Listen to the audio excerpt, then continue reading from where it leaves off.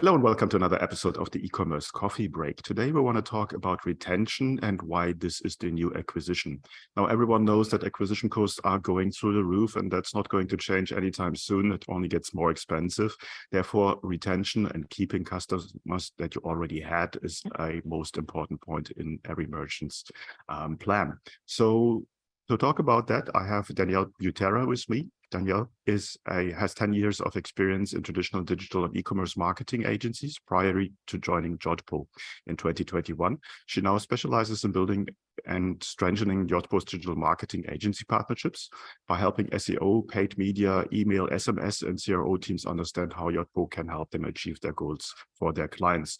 So let's welcome Danielle to the show. Hi, Danielle. How are you today? I'm doing well, Klaus. How are you? I'm good. Thank you. Danielle, as I mentioned, retention is a big topic for a lot of merchants, and it's not the easiest topic to get into because there's so many different ways on how to keep a customer, how to bring a customer back to your store, and you want to dive a little bit more into that. Maybe to start with, give me an overview. What's your understanding of retention? Yeah, absolutely. And like you said, to kind of lead into this, cost of acquisition is going through the roof. We know that a lot of brands are spending more only to gain less in terms of, acquiring new customers. So that shift to retention has really been the focus for a lot of brands. We also know that half of the e-commerce merchants in the space, especially when it comes to the Shopify ecosystem, they know they need to shift their focus, but they don't really know how to, especially in terms of bridging the gaps between purchases, right? So we know that it's kind of this puzzle that a lot of brands have yet to solve for. They either have all of the pieces and don't know how to put that puzzle together, or they're missing pieces. I hate when that happens. So we really need to, as yotpo, help brands figure out, okay, what are the ways that we need to drive repeat purchases and not only acquire new customers, but new relationships. I think just even taking a step back and probably giving you more information you need for that question is, why do brands have an issue with retention? Why is it so difficult to kind of accomplish? I think as yotpo adds more products into our suite, we needed to first understand what was the actual challenge. What are the different elements that make up, brands needing to shift from this acquisition at any cost model to, okay, how are we going to double down on all of these customers that we've acquired, especially kind of coming out of this COVID craze, to, really make sure that our products were going to solve for those issues. Some of those reasons were brands had overly complex tech stacks. They kind of had to toggle between different solutions. They didn't really have that cohesive post-purchase experience for customers. We also found that a lot of solutions kind of led to disconnected data, right? So when there's a lack of visibility, you kind of have products in different silos, there's blind spots, and it leads to a bad customer experience. Thirdly, brands have an issue sometimes properly tracking retention. What are those metrics that you really need to analyze to understand that customer lifetime value? And fourthly, just incomplete performance data as a whole. I call it like strategy paralysis. You have all of this large data, but you can't make it smart data. So I think those are the different issues that we've tried to start to solve for. And I've probably given you more information than you needed for your question. So before I dive into that, I'll let you chime in. Okay, let me unpack the word what you just mentioned, smart data. So basically sort of a paralysis and people are just overwhelmed by the pure amount of data they have and cannot really find out the golden nuggets in the data. How do you approach at yotpo? And yotpo's around for a long time in the Shopify world. How do you unpack that? Or how do you work with that? Yeah, 100%. It's a good question.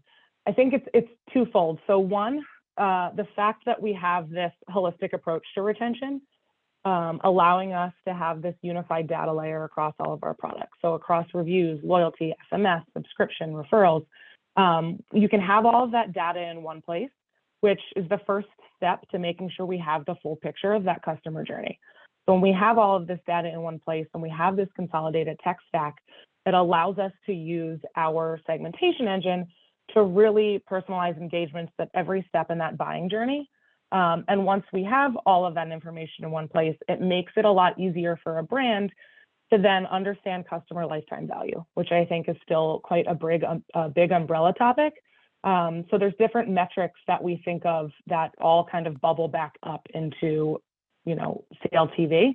I think some of those off the top of my head are like repeat purchase rate, or churn rate, time to next purchase, purchase frequency. I think average order value is a huge one. One of the biggest, I think, pain points or challenges that our loyalty product helps solve for is that average order value. How can we take users or customers that have purchased maybe just one time or continue to just maybe spend X amount? How do we get them to come back and spend more? Our loyalty solution helps solve for that.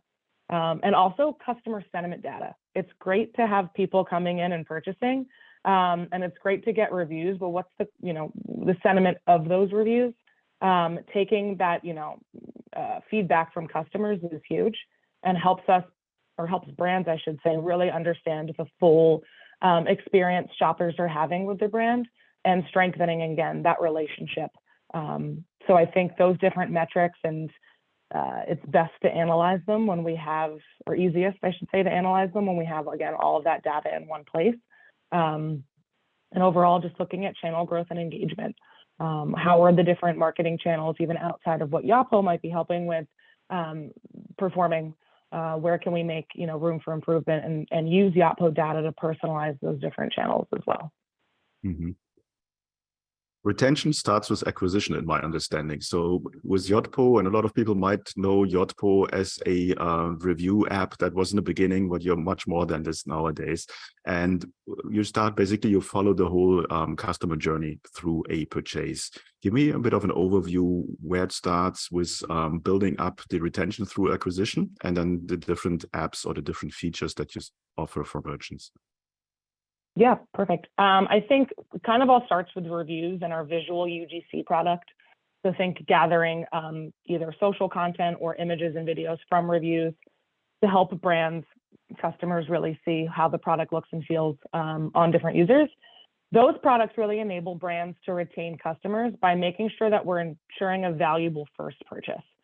We want to make sure that we can use all of this data to influence properly the products a customer is going to buy. They understand, maybe what size they need, what product is going to help with their hair or skin concern and kind of the health and beauty space. So really helping drive that valuable first purchase, because when we have that first purchase, that's going to be built and we know it's going to be something that the user is going to be interested in. It helps kind of drive the rest of that user journey. Think then, getting you come to the site, you make a purchase. You then get a SMS request to leave a review about the product. We're then, getting that user post-purchase engaged with the SMS marketing channel. They can leave review content. Once we have that review content, and then we have their information to communicate with them on SMS, we can then follow up to remind them about like a loyalty program. Hey, we saw that you loved your purchase. You gave it 5 stars. Remember that you can now, either sign up or use this purchase as points that you've gathered to come back and make a next purchase. So this also helps keep customers not only shopping with the brand, but shopping with the brand on their site. I think a lot of times, brands are also selling on Amazon. How do you keep customers consistently engaged with your specific brand and not just going back to Amazon for those purchases? Let's have a loyalty program to really engage with them, foster that long-term relationship, and double down on retaining those customers.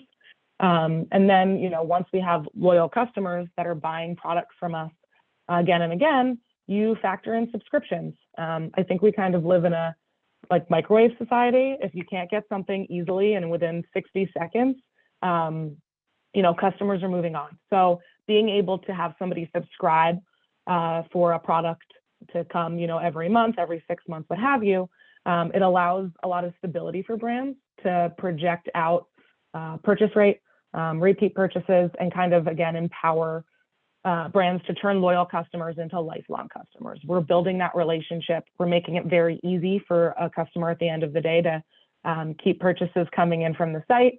And then again, I mentioned SMS before, but I think it ties into every step here, whether it's reminding a user of how many loyalty points they have, whether it's getting that one-time purchaser to buy again, maybe it's getting that average order value up, or maybe it's even kind of more on like the customer service side, we want to prevent churn. So if we can use a lot of our different features and kind of predictive analytics to say, hey, this segment of customers is likely to churn soon, let's send them a message at the right moment to make sure that we can either, remind them of loyalty points they have, give them a discount off their next purchase on a product we know that they've enjoyed in the past.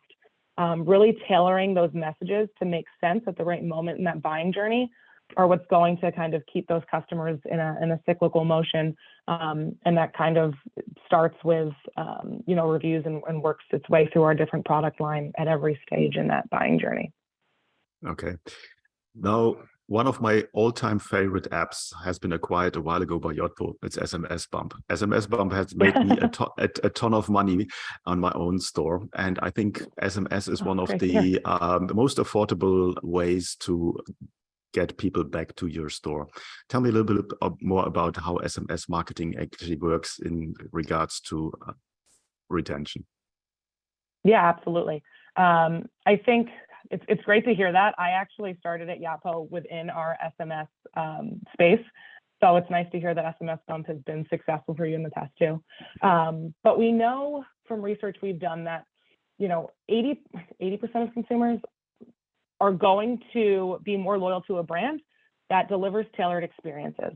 SMS is really kind of central to retention marketing because we know it's going to drive effective communication when done correctly.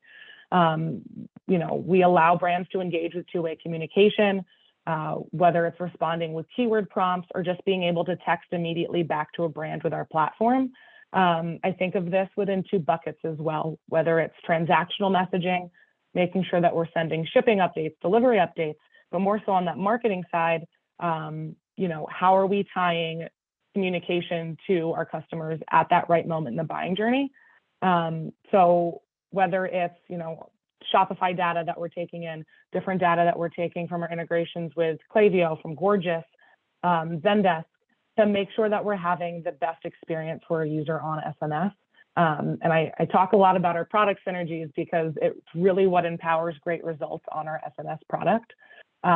We see about an 81x ROI from brands that are using loyalty data within their flows. Sounds about a little over 100x ROI when customers are including loyalty data in their campaigns. We also see about a 66% increase in conversion rate when we send review requests on SMS versus email. So we know customers that are, brands that are using SMS see much higher engagement rate just because the whole marketing channel as a whole, everyone has their phone in their pocket. I don't really check my email that much anymore. Not to say email marketing is not an effective marketing channel, but everyone's tapped in. This is in their pocket at all times. I have my phone in my hand.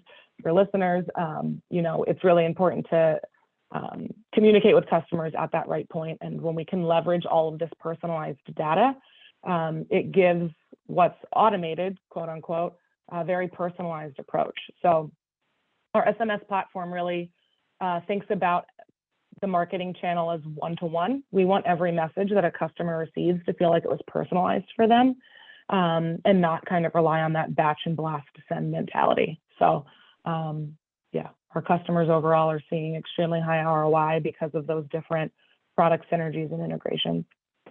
Okay, let's talk about integration and how to get your platform into a store. How does that work? Sure. So we actually, shameless plug, #1 SMS app in the Shopify store. Very easy to get started. It takes about I'll even be a little conservative here, 10 minutes to download the app, integrate with Shopify, make sure we have the proper compliance in place, collecting subscribers at checkout.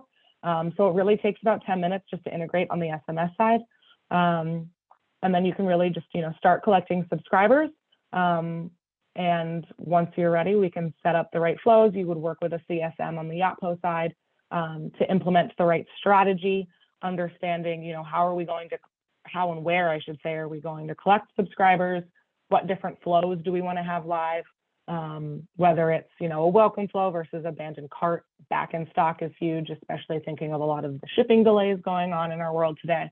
And then having the right campaigns tailored to the right segment of audiences as well.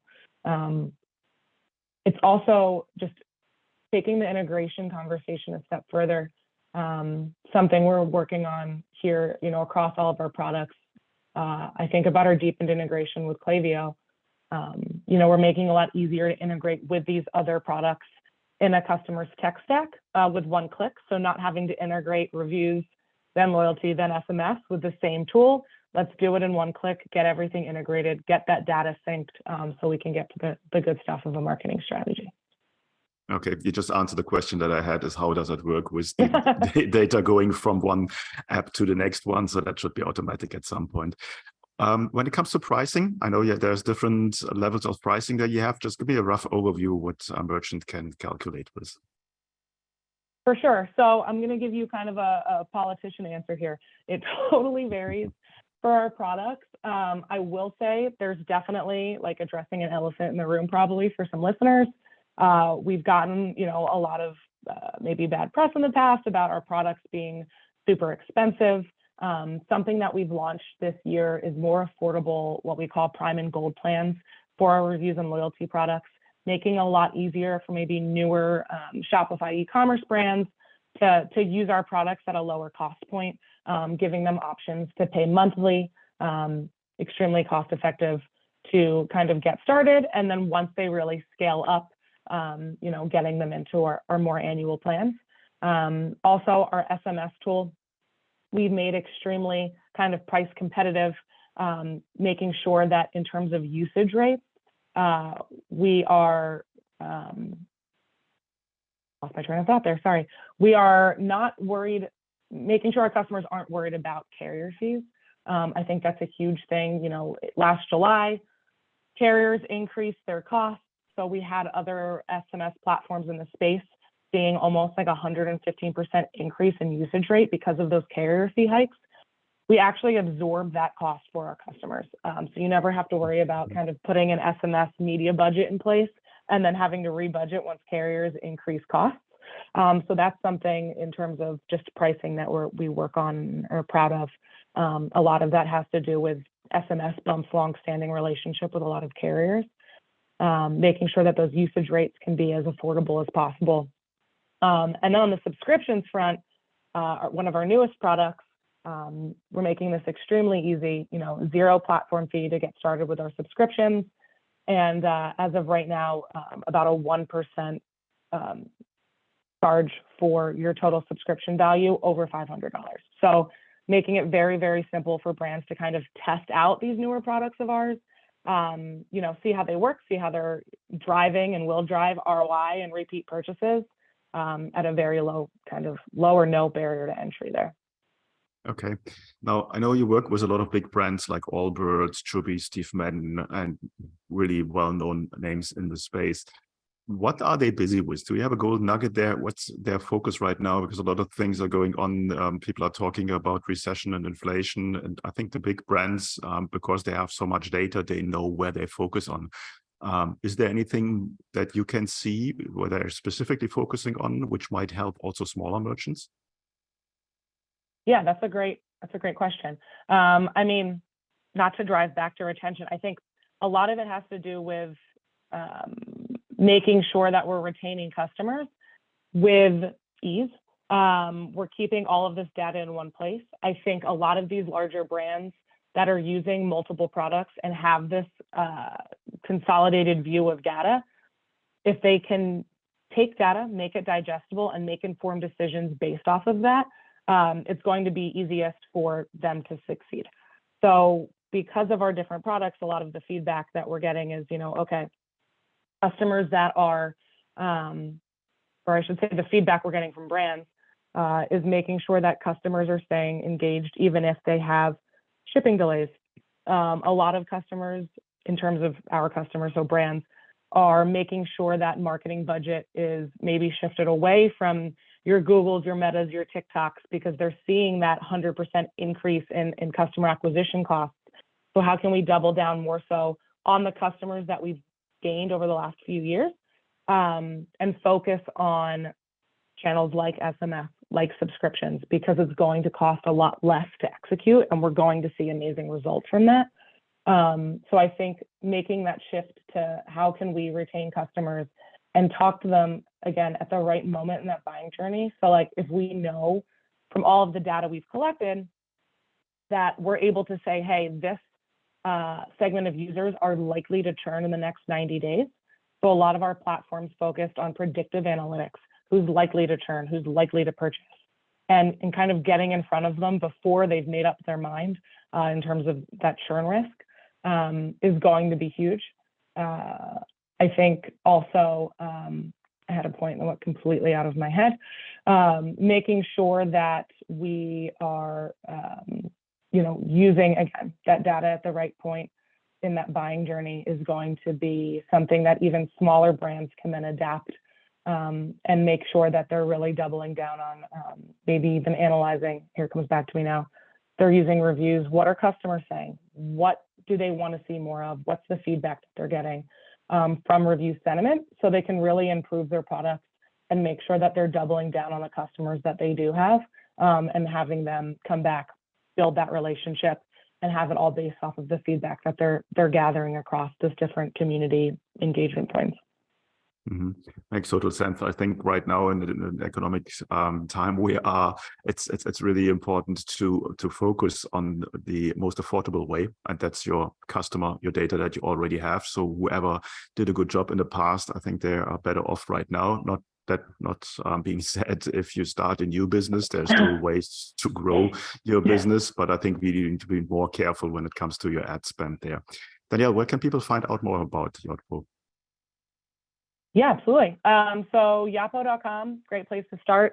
Also, I'd be remiss if I didn't point out our partners program. So if there's any agency people out there listening today, yotpo.com/partners. We have an amazing partner program.